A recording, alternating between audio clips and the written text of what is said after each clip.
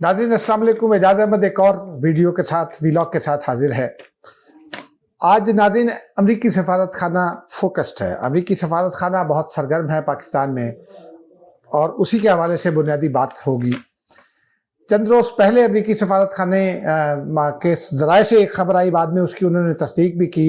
खबर ये थी और ग़ालिबन ये जुमेरात का वाक़या है, बल्कि बुध का वाक़या है कि अमरीकी सफारत खाने के एक वफ़द ने अडयाला जेल का दौरा किया। अचानक आने वाली इस खबर में ये बताया गया कि जेल में कुछ जो क़ैद हैं गैर मुल्की शहरी भी हैं, लेकिन पाकिस्तानी शहरी हैं। बुनियादी तौर पर जो नॉन मुस्लिम कम्यूनिटी से ताल्लुक़ रखते हैं, गैर मुस्लिम पाकिस्तानी हैं। उनके कुछ हुकूक थे, उनके कुछ मसाइल थे। उसमें ख़ास तौर पर कुछ बाद ऐसे कैदी भी हैं जिनके ऊपर कुछ संगीन नौयत के इल्ज़ामात भी आयद कर देते हैं हमारी जो राइट विंग के लोग हैं, और फिर उन्हें गलत इल्ज़ामात में फंसा देते हैं। और मुलाकात में चूँकि वफ़द में एक से ज़्यादा लोग शामिल थे, कुछ 3 लोग शामिल थे, जिनमें अमरीकी सफारत खाने के तीनों आला हुकाम थे। इससे जो है वो अबरू उठे, जो कान खड़े हुए, हमारे भी खड़े हुए। हमने सोचा कि देखें क्यों ये मिल रहे हैं, क्योंकि अडयाला जेल वो जेल है जहाँ इमरान खान भी कैद हैं। और फिर इमरान खान के हवाले से कुछ अमेरिका में डेवलपमेंट्स हो रही हैं। अमेरिका में इमरान खान के एक लॉबिस्ट हैं, वो इमरान खान के लिए मुसलसल लॉबिंग कर रहे हैं। ख़ास तौर पर डेमोक्रेट सेनेटर्स जो हैं वो उनकी लॉबी का फोकस है। और सेनेटर्स ने चंद रोज़ पहले ख़त लिखा है, उसमें उमर लिहान जो है, अलियान जो है, वो सबसे ज़्यादा फोकस्ड हैं। उन्होंने जो है उन्होंने एक ख़त तैयार किया, उसके ऊपर 11 सेनेटर्स के दस्तखत हैं। तो ये मामला ज़ेर गौर है, ये मामला सामने है। उसके अलावा और भी चीज़ें हो रही हैं। पीटीआई के वाबस्ता लोग वहाँ बड़े सरगर्म हैं और वो ये कोशिश की जा रही है आलमी सतह पर ये बताने की कि जो इंसानी हुकूक की खिलाफ वर्जी हो रही है, इमरान खान के इंसानी हुकूक की खिलाफ वर्जी हो रही है। बाकी फोकस उनका इमरान खान है। शाह महमूद कुरैशी और बाकी जो जेल में कैद हैं पीटीआई वाले, या परवेज़ इलाही जो पीटीआई के सदर हैं, उनके बारे में किसी को कोई तशवीश नहीं है। सिर्फ जो फोकस है वो इमरान खान पर है। उसके बाद जो है फिर ये भी खबर आई, अलीमा खान ने ये कहा कि हम अगर पाकिस्तान में इंसाफ ना मिला तो अमेरिका जाकर डोनाल्ड लू के खिलाफ मुकदमा दायर करेंगे। और ये इत्तलात पहले से भी आ रही थी कि पीटीआई डोनाल्ड लू के खिलाफ मुकदमा करने का प्लान कर रही है। इस वजह से ये दौरा बड़ी अहमियत का हामिल रहा, तो हमने भी ये देखा। फिर खबरें ये आई, बात दोस्तों की जानिब से ये दावा किया गया कि जी वो जो है वो इमरान खान को शायद रिहा किया जा रहा है, इमरान खान बैरून मुल्क जा रहे हैं। लतीफ़ खोसर ने तो इसकी तस्दीक भी कर दी कि इमरान खान बैरून मुल्क जा रहे हैं और पता नहीं 2 साल खामोश रहेंगे और उसके बाद वापस आ जाएंगे। हम 35 साल से रिपोर्टिंग करते हैं इस्लामाबाद में, सफारती रिपोर्टिंग करते हुए तकरीबन 30 साल हो गए हैं। तो मैंने भी सफारती ज़राए अपने इस्तेमाल किए, दफ्तर ख़ारजा में भी, अडयाला जेल में भी कुछ ज़राए हैं, क्योंकि इतना अरसा हो गया है मुख्तलिफ चैनल के साथ काम करते हुए, मुख्तलिफ अदारों के साथ काम करते हुए।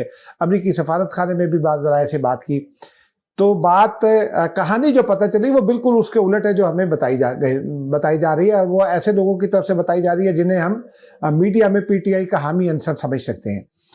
जो वफ्द गया वो हमारे ज़राए का ये दावा है कि वो इमरान खान से भी मिला, लेकिन इमरान खान को उन्होंने एक तो इमरान खान से गुफ्तगू करके ख़ुद जायज़ा लिया इंसानी हुकूक के हवाले से, और फिर वो अदालती रिपोर्ट्स हैं उसमें ख़ुद इमरान खान ये कह चुके हैं कि वो जेल में मुतमईन है और वो उनको सिक्योरिटी हासिल है। इमरान खान को ज़ाती तौर पर जो है वो जेल ट्रायल पर कोई एतराज़ भी नहीं है, जगह भी अब बड़ी कर दी गई है। उन तमाम मामलात का जायज़ा लेने के बाद इमरान खान को ये पैगाम भी दिया गया है कि इमरान खान जो है वो अमेरिका को इन्वॉल्व ना करें, क्योंकि पीटीआई की जो कोशिश दिखाई दे रही है वो पाकिस्तान की जो मौजूदा एस्टेब्लिशमेंट है उसको अमेरिका के साथ नथी कर दे। ये जाहिर सी बात है इस वक्त की जो आलमी सूरत हाल है उसमें। और फिर एक इशू इसराइल भी है, उसमें एक प्रोपेगेंडा ये किया जाता है, और ये किसी हद तक हो सकता है बात दुरुस्त भी हो कि जनाब इमरान खान की एक बड़ी तवाना आवाज़ है और इमरान खान के पैगामात आते रहते हैं। तो ये मामला इन तमाम मामला पर फोकस करके इमरान खान से बात की गई, उन्हें कुछ चीज़ें बावर कराई गई और उन्हें ये बताया गया कि फ़िलहाल तो वो मदाखलत नहीं की जा सकती अदालती प्रोसेस में, लेकिन उनको एक बार फिर ये बताया गया कि अमेरिका चूँकि उनको निकलवाने में इन्वॉल्व नहीं है, इसलिए पीटीआई जो है वो उनको ये समझाया गया कि पीटीआई ज़रा एक कदम पीछे हटे और अमेरिका पर इल्ज़ामात आयद करना बंद करे। یا امریکی جو ڈیموکریٹک پارٹی ہے یا صدر بائیڈن ہیں ان کی انتظامیہ پر جو الزامات عائد کرنا بند کرے، کیونکہ یہ عالمی سطح پر بھی یہ کوئی سفارتکاری میں مناسب بات نہیں سمجھی جاتی، یہ باور کرایا گیا عمران خان کو۔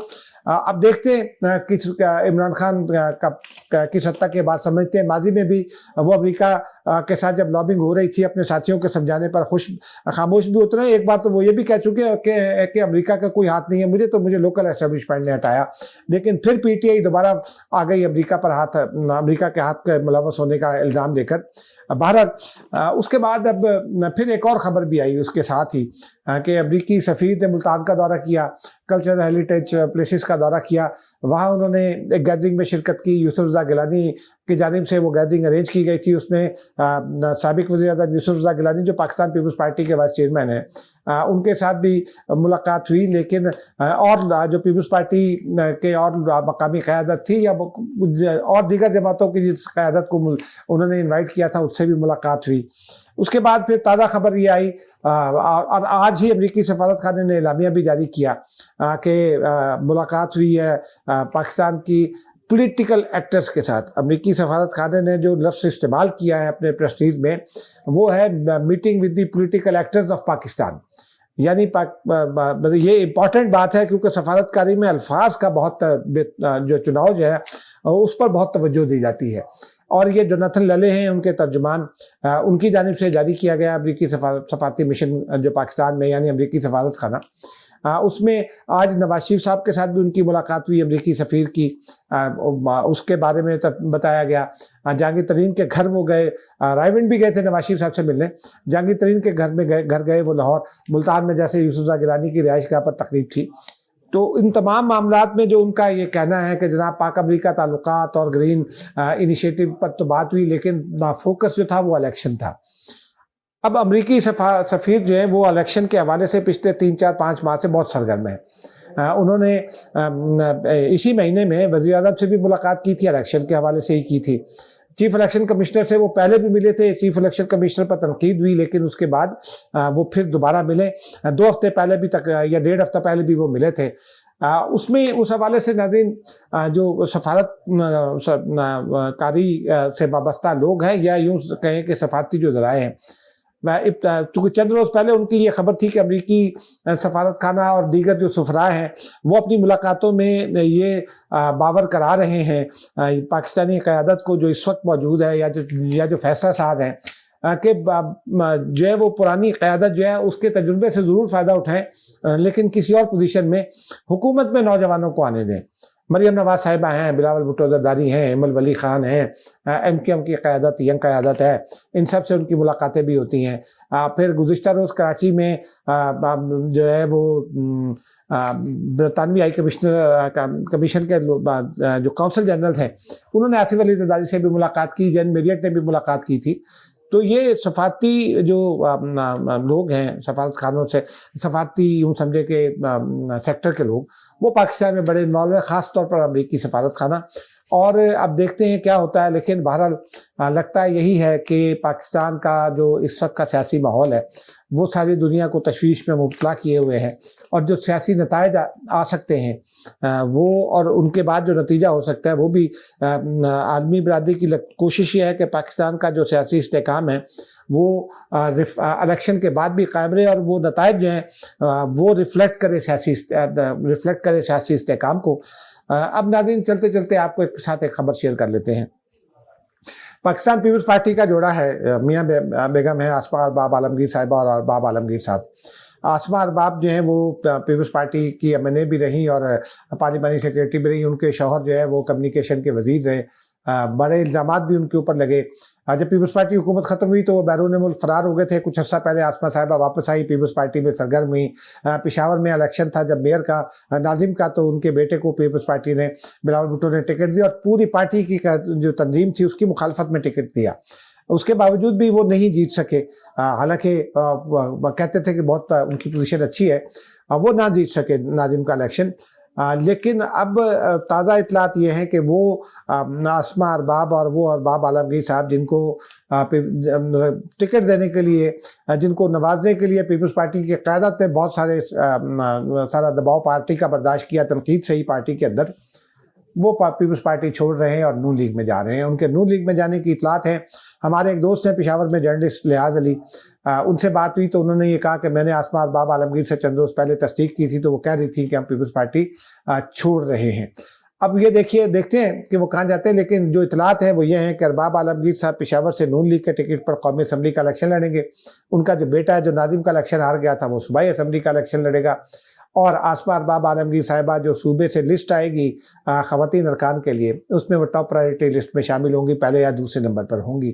اور یہ فیملی یعنی یہ فیملی جو ہے اس نے اپنے وہ کہتے ہیں نا پرکھے، اپنے پرکھوں کی سیاسی روایت کو برقرار رکھا ہے کہ مشکل وقت ہو تو پارٹی کو چھوڑ دیں۔ بہرحال اللہ ان کا نیا سفر بھی آسان کرے، ہم تو ان کے لیے دعائی کر سکتے ہیں۔ اور یہ پاکستانی سیاست میں یہ کوئی اچھی بات نہیں سمجھی جاتی مشکل وقت میں پارٹی کو چھوڑنا، لیکن بہرحال ان کی اپنی مرضی ہے۔ ہم کون ہوتے ہیں؟ ہم صرف یہ کہہ سکتے ہیں کہ وہ پارٹی چھوڑ رہے ہیں، اور ان کا اس ڈیل پر چھوڑ رہے ہیں کہ ارباب عالمگیر MNA، ان کے بیٹے MPA اور بیگم صاحبہ خصوصی نشست پر ان کو ٹکٹ ملے گا۔ جیتنا نہ جیتنا تو وقت کے ہاتھ میں ہے، اللہ تعالیٰ کے ہاتھ میں۔ ناظرین مجھے اجازت دیجیے، خدا حافظ۔